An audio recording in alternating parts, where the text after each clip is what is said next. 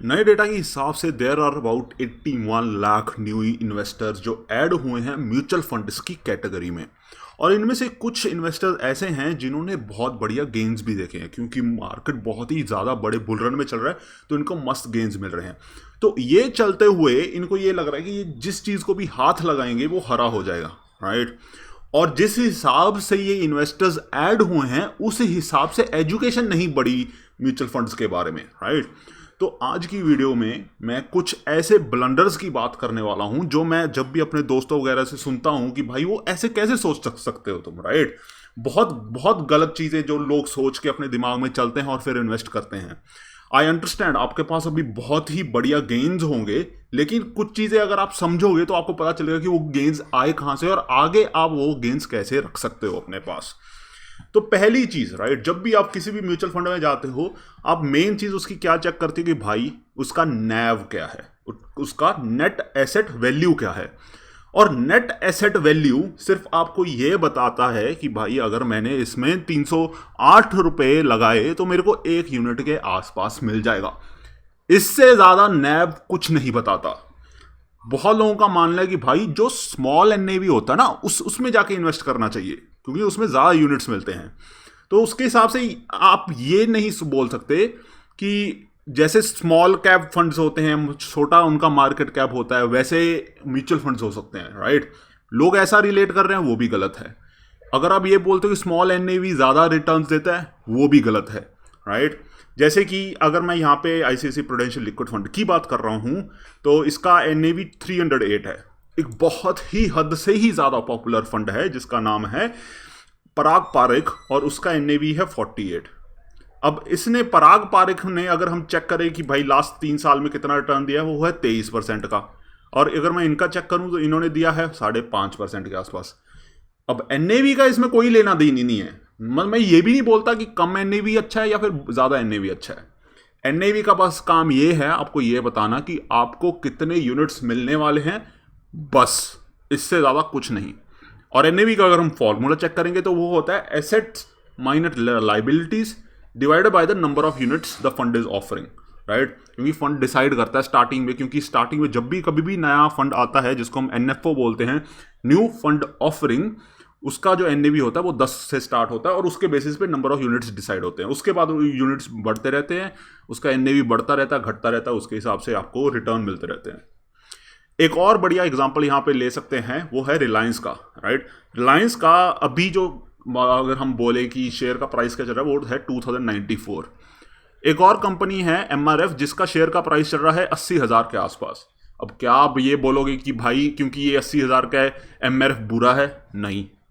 क्या आप ये बोल सकते हो कि भाई क्योंकि ये 80,000 का एमआरएफ उससे ज़्यादा अच्छा है? नहीं।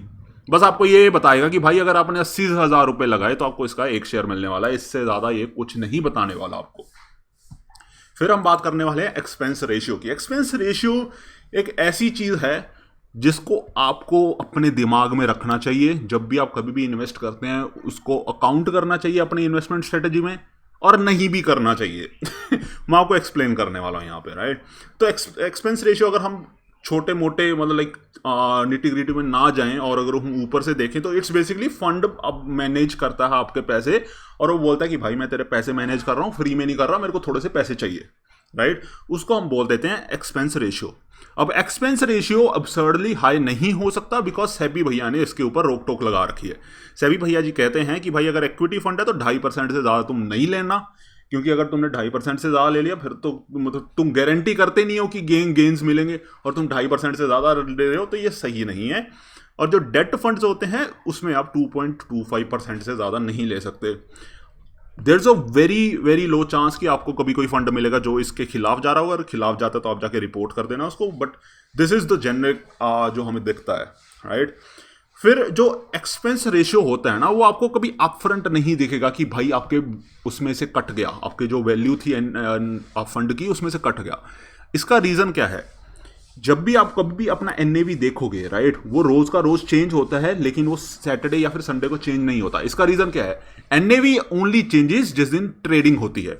अगर हम ये बोले कि ट्रेडिंग साल में अराउंड 250 दिन के आसपास होती है तो जो आपका एनएवी, लेट से आपका एनएवी मतलब कुछ भी है और उसमें एक्सपेंस रेशियो आपको 1% लग रहा है, तो आपका जो 1% है वो जितने भी ट्रेडिंग डेज है उस पर डिवाइड हो जाएगा और आपका थोड़ा थोड़ा रोज का रोज कटता रहेगा। अब आपको ये इसलिए नहीं दिखता क्योंकि ये एनएवी से खुद ही कट जाता है। इसका मतलब क्या है? इसका मतलब ये है कि जब पराग पारेख ये बोलते हैं कि भाई उनका 3 साल में 23.54% का कंपाउंडेड रिटर्न इन्होंने दिया है, तो ये रिटर्न इन्होंने दिया है, इसके ऊपर ये जो फंड मैनेजर है ये इससे एक भी रुपया नहीं लेंगे। इसमें सब कुछ कट चुका है, इसमें जो एक्सपेंस रेशियो था वो कट चुका है।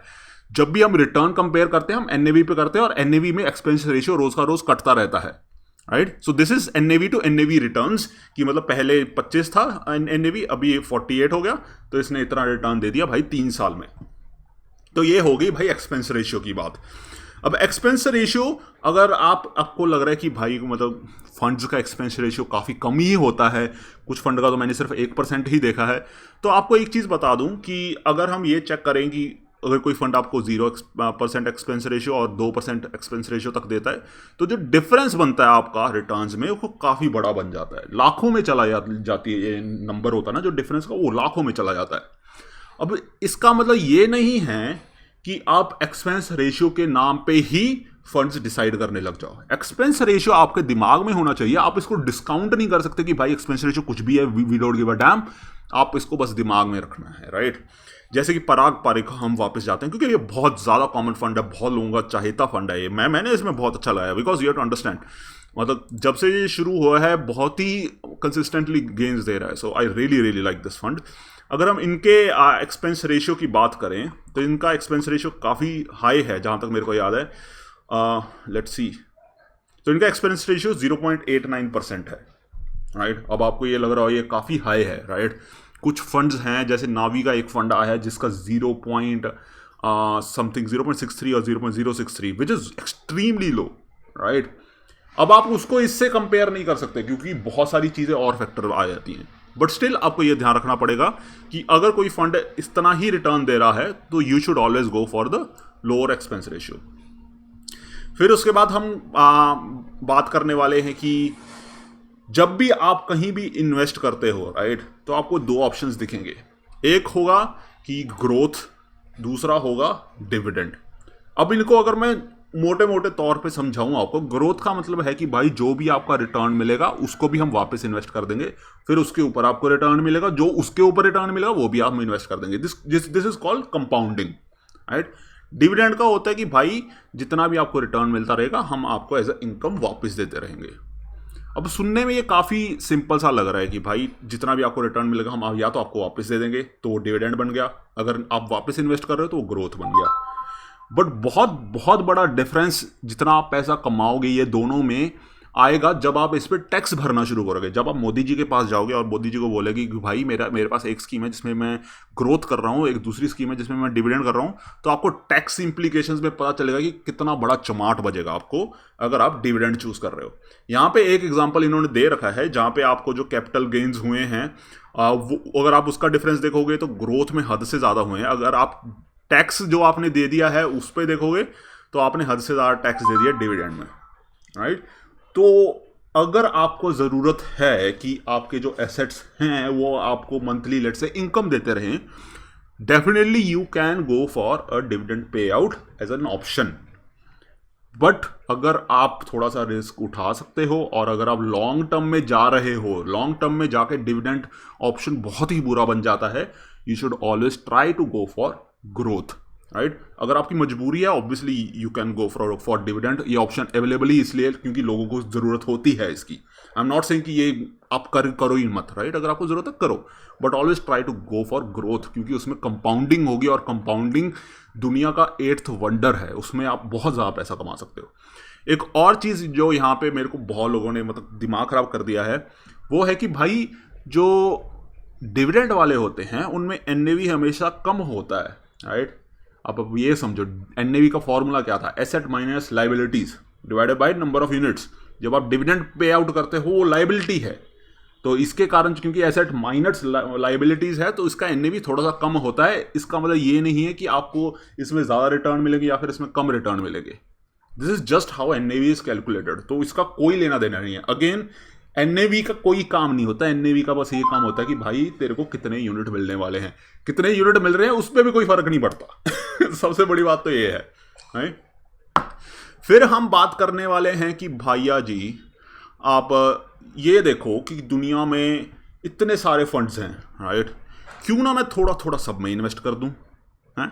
बहुत आप अगर आप कोई भी फंड उठा के देखोगे एटलीस्ट 1 साल पुराने, राइट, आईसीआईसी प्रूडेंशियल टेक्नोलॉजी भाई 108% मैं इसमें भी इन्वेस्ट कर रहा हूँ। एक्सिस स्मॉल कैप 87, भाई ये तो मेरे को चाहिए, ये फंड तो मेरे को बिल्कुल चाहिए। पराग पारिक 57, भाई सब में चाहिए। अब देखो सब बहुत बहुत ज़्यादा बढ़िया रिटर्न लेके बैठे हैं। अब आपको लगेगा भाई सब में इन्वेस्ट कर देता हूँ, राइट। अब इसमें एक दिक्कत आती है, राइट, जब आप बहुत ज़्यादा सारे फंड्स में इन्वेस्ट कर देते हो, it's basically investing in the whole country. जब आप होल कंट्री में इन्वेस्ट करते हो, it's basically investing in a index, right, जैसे सेंसेक्स में इन्वेस्ट कर दिया। अगर आपको सारी कंपनीज में ही इन्वेस्ट करना है, अब जाओ भाई एक इंडेक्स फंड में इन्वेस्ट करो, कम से कम आपको कम एक्सपेंस रेशियो तो देना पड़ेगा, राइट। अगर हम इसकी एक्सपेंस रेशियो की बात करें तो 0.17% है, which is extremely low, right. इससे अच्छा आपकी सारे फंड्स को इतना इतना एक्सपेंस रेशियो दो। अगर आपको इतना ही डाइवर्सिफाई करना है तो जाके इंडेक्स फंड में करो, राइट। एक और दिक्कत आपको ये दिखेगी कि आपके कुछ फंड्स बहुत अच्छा परफॉर्म करने लग जाएंगे, कुछ फंड्स आपका अंडर परफॉर्म करेंगे। और अगर आपने हद से ज़्यादा फंड्स में इन्वेस्ट कर रखा है तो जो अच्छे परफॉर्मिंग फंड्स हैं, राइट, उनको नीचे खींच लेगा अंडर परफॉर्मिंग फंड्स, और आपका टोटल पोर्टफोलियो इतना बढ़िया नहीं दिखेगा आपको। डाइवर्सिफिकेशन एक चीज़ होती है, राइट, बट ओवर डाइवर्सिफिकेशन भी एक चीज़ होती है जो which will bite you in the ass in long term, short term और मीडियम टर्म। आपको डाइवर्सिफाई करना चाहिए, लेकिन ये नहीं है कि भाई दुनिया में जितने म्यूचुअल फंड है सब मेरे प्रिय हैं, मैं सब में इन्वेस्ट करूंगा क्योंकि वो सब के सब इतना रिटर्न दे रहे हैं। आप थोड़ा सा अपना ये उठा के चलो कि ठीक है मेरे को थोड़ा सा लार्ज कैप में डालना है, थोड़ा स्मॉल कैप में, थोड़ा मिड कैप में, थोड़ा सा मैं फ्लेक्सी कैप में भी डालना चाहूँगा ताकि मेरे को इंटरनेशनल एक्सपोजर मिले। तो आप उस हिसाब से अपना जो पोर्टफोलियो बनाओगे। फिर बात आती है कि भाई सेक्टोरल फंड्स, अगर आप नए आए हो, राइट, तो आपको एक चीज़ तो दिखी होगी मार्केट में कि पिछले साल जो हमारे फार्मा सेक्टर है उसने भयंकर रिटर्न्स दिए हैं, राइट, 51.46% रिटर्न दिए हैं, राइट। अब आपको एक चीज़ यहाँ पे ये समझनी पड़ेगी, जो चीज़ जितनी जल्दी ऊपर जाती है वो उससे ज़्यादा जल्दी नीचे आती है, राइट। और आपको सबसे बढ़िया इसका जो दिखेगा कि ये हुआ है वो इसी में है। अगर आप 1 साल में चेक करोगे तो भाई इसने इतने ज़्यादा रिटर्न दिए हैं। अगर आप इसको लेट्स से थोड़ा दूर चले जाते हैं तो 51.46% का जो रिटर्न था वो 21.25 का बन गया, राइट। तो जो चीज़ बढ़ रही है, राइट, उसमें आप ये नहीं कर सकते कि भाई वो आपको हमेशा बढ़ावत देती रहेगी। इसीलिए मैं लोगों को बोलता हूँ कि भाई सेक्टोरल फंड्स में ना जाओ अगर आपको ज़्यादा समझ नहीं है। Always try to diversify, right. जैसे मल्टी कैप, फ्लेक्सी कैप में जाओ, आपको वहाँ पे ज़्यादा एक्सपोजर मिलेगा, ज़्यादा डाइवर्सिफिकेशन होगी और आपको ज़्यादा लॉन्ग टर्म कंसिस्टेंट गेन्स देखने को मिल सकते हैं। फिर बात करते हैं कि भाई लोग आते हैं फंड्स में और जैसे ही थोड़ा सा गिरना शुरू होता है वो निकल के चले जाते हैं, राइट। और मैं आपको यहाँ पे उसके बारे में यहाँ पे दिखाने वाला हूँ, राइट। जो SIP चीज़ होती है, राइट, जो SIP सिस्टमेटिक इन्वेस्टमेंट प्लान होता है, जो बोलता है कि आप आंख बंद करो और हर महीने, हर हफ्ते या फिर हर 15 दिन में जो भी आपका टाइम स्पैन है उसमें इन्वेस्ट करते रहो, वो काम ही तब करता है जब आप मार्केट गिरने पे खरीदोगे, राइट। जब मार्केट ऊपर जा रहा है तब तो कोई भी खरीद सकता है, लेकिन जो गेन्स आपको मार्केट के लो पे खरीदने पे मिलते हैं वो गेन्स एक इमोशनली जो मैच्योर इंसान है सिर्फ वो ही कमा सकता है। और काफ़ी लोग जो रिटेल इन्वेस्टर्स होते हैं वो लाल देख के डर जाते हैं, इसलिए उनके लिए SIP होता है कि भाई तुम ये मत देखो कि मार्केट ऊपर जा रहा है या नीचे जा रहा है। अगर नीचे जा रहा है, ऊपर जा रहा है, आपको एक ही काम करना है, आपको बस अपना SIP करना है जो आपका टाइम फ्रेम पे बना हुआ है।